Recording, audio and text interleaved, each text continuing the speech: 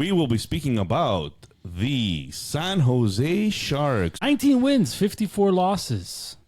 Last year's power play ranking 21st in the league at 20.19%.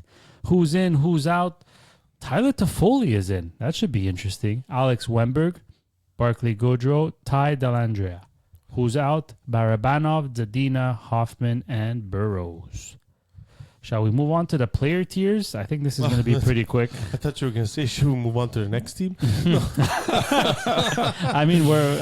So these stats get you the first overall pick in the draft. So here we go. Michael Granlund. Will he hit the 60-point mark this year? We sure think so. Who wants to start? Well, you hit it last year In 69 games, right? Which honestly, I'm not going to lie. That was the most shocking stat I saw on this team, is that he was almost a point per game player. So Granlund was on pace for 71 points last year. He played the full season with San Jose, and he had a 9% shooting percentage, which is actually quite low. Only shot 134 shots. He's a player that I feel was provided an opportunity because of the fact that there's absolutely nobody else, and he had 71% of the power play time. So he is the for sure 70-point player. 60 to 69-point player. I think it's a safe bet. Yeah, for a floor. Yeah, and I feel it's going to be more assist oriented than goal oriented. I should specify. So the year before that, he only put up 41 points. So is it safe? Well, the year before that, he was 64 points. I kind of feel like he provided the opportunity is still there, which I feel like they haven't done enough to push him down the lineup too far. So the opportunity will still be there, and that's why I'm saying it's about 60 points again. He's going to get, even if Celebrini makes this team next year, Granlund's going to get the number one centerman role. They're not going to put Celebrini in a number one role. So Granlund will get the number one role in center, so he'll get his time. And he's actually going to play with probably better, talented players this year because of the way San Jose, the signings they did and the way they built their team. So I feel 60 to 69. That's the in between with him. Yeah, it was a bit of like an on and off, like a seesaw season for him in the sense that in the first quarter he had 7 points in 15 games, and 22 points in 22 games in the second quarter. Third quarter 7 points in 10 games, and then the fourth quarter 22 and 24. So I agree. 60 to 69 is healing. Given the opportunity, but as those kids start developing, he'll have less and less space, I think. Yeah. I wonder if they'll keep the Lund line together. What was that? Zetterlund, Granlund, and Eklund. Who we will speak about next. William Eklund. We have him in that tier also, 60 to 69. What do you guys think about that one? Well, in fairness, last year was his first full season, so we'll call it his rookie campaign. And he got 45 points, which we've said before. 45 points is pretty good for a rookie player. Eklund got 45 last year. I'm expecting an uptick in this season. He's going to be playing again with good players. And, good players. I wonder, Celebrini is going to be on the top power play, right? I mean, we're all expecting that. I think Toffoli is going to help him. Toffoli's going to help.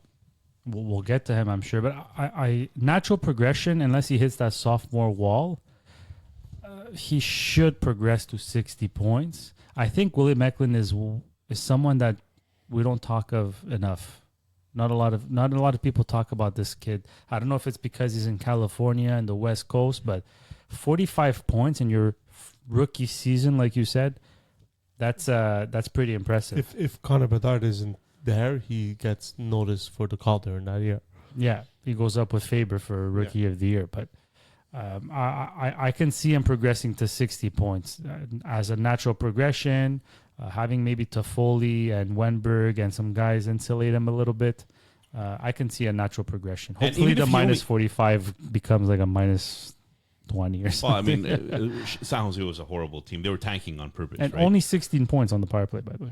Yeah. and one of the worst power plays in the league as well. So we're hoping that all improves with the additions that they've made this year. Yeah, listen, it's Eklund. He's gonna get his points. He's gonna get his time. He's playing with no pressure. So, we're really doing that again, huh? I'm gonna write down every listen. I can't wait. Can't wait. So yeah, I think he can make it between the 60 to 69 this year. Next player on the list. Tyler Toffoli. Oh, the old man traveler. Between the Devils and the Jets last year, 79 games played, 33 goals, 22 assists for a total of 55 points in 79 games. Where do we see him going from here? The season prior with Calgary, he ended with 73 points in 82. So is this where he lives, 55 to 60, or do we suspect he gets 60 to 69 maybe on a team where he's the go-to guy to a certain extent? No, I see him getting... Listen, he didn't go to San Jose to win a cup, right? I think, if I'm not mistaken, his fiancée, his wife is from... California region, so he just wanted to go back. They probably offered him more money than they should to get him there.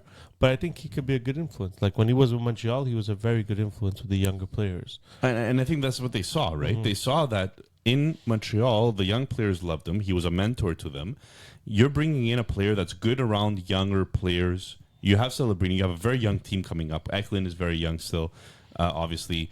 Will Smith, Chernyshov, like these are all guys that are very, very young. So having a role model like Toffoli, and you know what, he's going to put up another 30 goals. Yeah, he's going to get the opportunity here. I do see that 60 to 69 points. Like if he's going to be a minus 75, the coaches don't care. San Jose is not there to they brought him in to be that good veteran leadership. To guide their young players to what it is to be in the NHL life. And at the end of the day, he's going to get power play one. He's going to get his minutes on the ice. So I feel 60 to 69 is a no-brainer for a player like Toffoli. But if you look at his history, he's not even a 60-point player, right? He got 73 the year that he was playing with Calgary. The year before that, between Montreal and Calgary, he got 49. The year before that in Montreal, he got 44. And then LA, Vancouver, 44. 44 LA, and 44 and 52. Yeah, but in 52 games. The thing is, okay. So, yeah, I mean... all these teams... But still, I mean, he had a very... He had a very... He's not like a go-to 60-point guy. Like no. But all these teams, he was line 2, line 3 sometimes. In Montreal, sometimes he's playing on the third line, power play specialist. Here, he'll be line 1. And there's pressure over there where... If you don't do your defensive duties with those teams because they were all fighting for a playoff spot, you're gonna get sent down. Well, Toffoli's never been a defensive liability. But yeah, he's not a defensive specialist either. No, but he was a good two-way player. I don't think he's ever had the reputation as being a. No, but he has a reputation. He's always been a plus player, except like 1, 2, 3 years. But I feel that his skating is his weakness. Yeah. So he's not the fastest skater. No, exactly. But I think he could live between the 66-9 with San Jose. Okay. Fair enough. And those are the only players we have in the tiers. Power play D-man? Anybody? Yeah, I got question mark, and another question mark. What about that young defenseman they just re-signed? Thurn? Merkley? No, Thurn? Thrun. Henry Thrun, maybe. Who's this Ty Emberson guy? Anyone want to talk about him? They went to get Jake Wallman. I don't see him being an offensive threat, really. Or maybe Shakir Mukhamadullin. He plays from the start. If he plays Ross, I don't see him, though, as a power play specialist necessarily. They signed Luca Cagnoni to an entry-level contract, who's like an offensive genius in the juniors right now. He's like a coming out late... what do you call it? What's that expression? He's like a late bloomer, a late developer there, late bloomer. If he gets playing time with San Jose, I could see him leading the power play. But other than that, it's slim pickings. Listen, I see Mario Ferraro who gets those points. Is Sam Dickinson get a start already? No, I think they're gonna. They can't rush this kid. I think they're gonna be. We'll talk about the prospects. Maybe after. they'll play 5 forwards. Yeah, on the power play. Mario Ferraro is a very half decent option. Yeah, I guess. I guess he's the Henry only Thrun, maybe. I don't have much. Like Wallman, I owned Wallman last year because I was desperate for D when Hamilton got injured. But we're not talking about a power play specialist here, right? No, we're not. He put up some points, but nothing crazy. So how about we go to the? Oh, let's go. Okay, before we go to the exciting part of this team, let's go to their goalie tandem. So we've got Mackenzie Blackwood, who last year's save percentage was .899, goals against 3.45, goal saves against Above something expected. He was 45th in the league. And his backup, who played for New Jersey, Vitek Vanasek, save percentage .890, goals against 3.18, GSAE 57th. Are these guys going to be anything or anywhere close to fantasy relevant? I don't even think if you go 0G strategy that you could even draft any of these guys. No. Okay, we're talking like look at the lineup in front of them. You can't. Yeah. You just can't. So I think this might be one of the worst defensive pairings I've ever seen in the National Hockey League. But the thing is, they're building their bad. team, right? This is a full-on rebuild. So I think they've concentrated on their forwards, which we're going to talk about.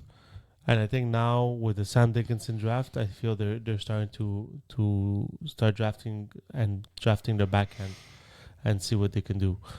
But okay. So let's go to top prospects.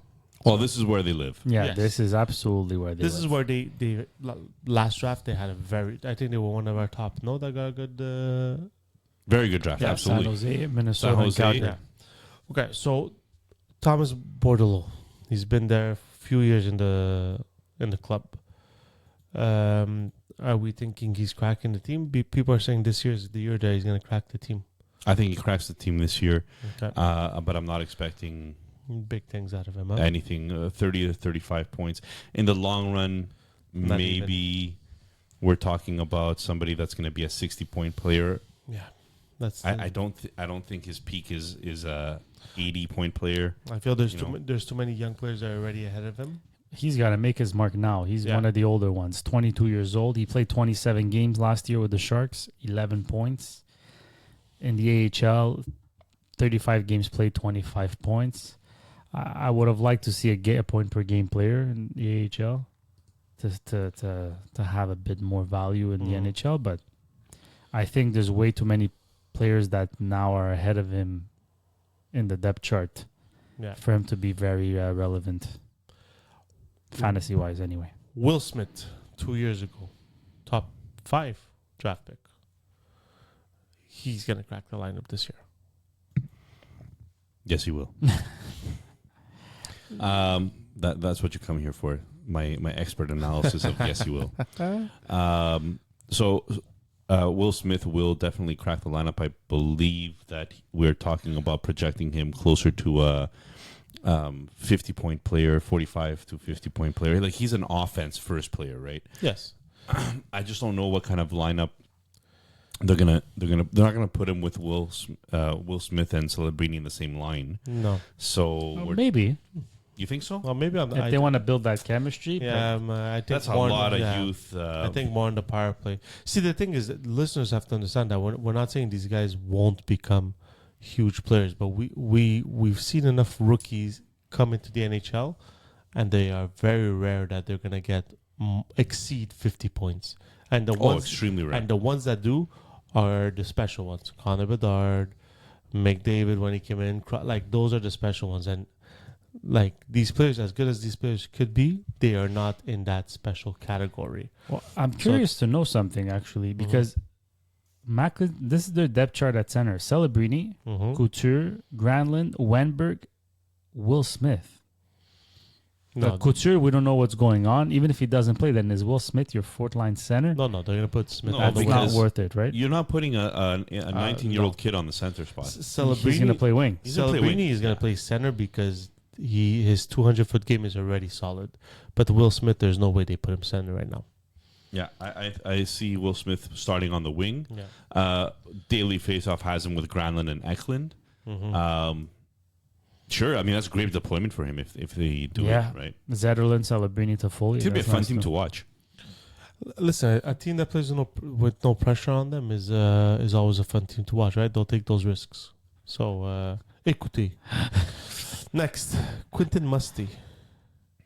Yeah, goal scoring forward is one of the best prospects as a shooter. I'm excited to see what he could do, but it's not going to probably be this year. Mm-hmm. I think maybe a cup of coffee this year. Yeah, I think they're gonna. He's gonna play in their AHL affiliate this year, right?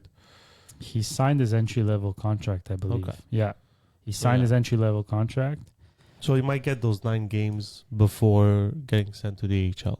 Yeah, 102 points in 53 games with the Sudbury Wolves last year. As an older player. Wow. Yeah. So he'll be okay, but I don't see him being relevant in the NHL now. If you're in a dynasty league, you keep this guy well stocked in your lineup, in your prospect. A lot of the San Jose prospects you should really have an eye on, a watch list or own them already. There's a lot of offensive firepower here. Yeah, Like in the prospect pipeline, right? I A was- lot of good ones. I was very skeptical of Greer at the first, but going back now and taking a look at it, I think he's done a pretty good job so far. This is the easy part. Yeah, exactly. It's Yeah. developing them, tough one. Next guy, listen, I don't think we have to say much about him. Macklin Celebrini, first overall draft pick. We all believe he's going to be playing with San Jose next year. Once again, we don't think he'll hit any of hit our tier 4 in his first year. I think. I think it's between him and Michkov to Calder, maybe the Calder race is really starting with these two guys. Celebrini versus Michkov. Yeah, I can see him hitting 50. Whoever gets 50 points first. That's it. I can see Celebrini hitting 50. A lot has to break right. 50, 55 maybe. He's got to get on one of those hot streaks. I think he'll get And stay healthy. opportunity. Yeah, exactly. Sam Dickinson. I think he already said that he was going back to the London Knights. What, didn't he? Yeah. Okay. He's not going to be playing this year. However, you all of a sudden got your 1D of the future. Exactly. Yeah. That's a huge. That was a huge get for them. Yeah. And what about Igor Chernyshov, second round pick, I believe? Who got out of his terminated his contract in the KHL early to come over to North America. Won't be playing in the NHL, but will be playing in the AHL, and he's not far off. Like no, he'll get his. This guy, I'm surprised this guy was a second rounder. To be honest, He was had number him- 12th on my prospect ranking. I think I had him at fantasy. 16. So yeah, he's awesome. gonna get his cup of tea in the NHL this year. That's for sure. And lastly, Shakir Mukhamadullin. No, Mukhamadullin. Mukhamadullin is a defenseman, huge But defenseman. He's old. He's like Thomas Bordelot, right? He's in that 22 years old. Yeah, 22 years old. He They was got him via drafted, trade. with New Jersey. Yeah, that's right. Okay. Exactly. So he is 6'4" defenseman, and there's a lot of different opinions varying on how good this guy is going to be, because some are saying that he has some offense in his game. Others are saying that it's never going to translate to the NHL. So we'll see. Look, last year, 55 games with San Jose Barracuda, which is their AHL affiliate, 34 points. That's not bad for a defenseman Very in good. the AHL. Yeah, very good. He hasn't even played 82 games total in the AHL. So, that looks good on a team that has no pressure. I think he could put up some points. I'm desperate for him to put up some points in Lama, that's for sure. So I remember I traded him to your predecessor. I drafted him in Lama and traded him away. So all in all, we can see that San Jose is on the up and rising and still in the middle of their rebuild. It's going to be a fun team to watch. Future watch. If they keep on doing well during the rebuild, right? Right Well, now, I they're really want to hitting see the how spots. Celebrini and Eklund perform. I'm curious about how Bordelot performs this year. Will Smith. There's a lot of fun players to watch in San Jose this year, but you're not expecting them to do much They're in the league. still going to be in that top 5 lottery draft. Oh, easily, yeah. yeah, for sure. All right, next team up. Oh, no. Oh, Final thoughts. Sorry, Nick. Final thoughts. That's yours, my friend. Well, they've had the 5th best offseason according to Dom's model. Dom Luszczyszyn, that is, from The Athletic. They added NHL players to surround Celebrini and give some veteran mentorship to some of these young players that are just coming into the NHL, like Eklund and Bordeleau coming in. So they surrounded the team with players that could legitimately say that they're NHL players. Yeah, it's going to be an up and down season for them, but I see more ups than downs this year for San Jose. And again, more of the not actual victories, Yeah. but maybe Moral moral victories? victories. Right, very early in the rebuild still, Yeah. and they hit the home run with Celebrini first overall. So Exactly.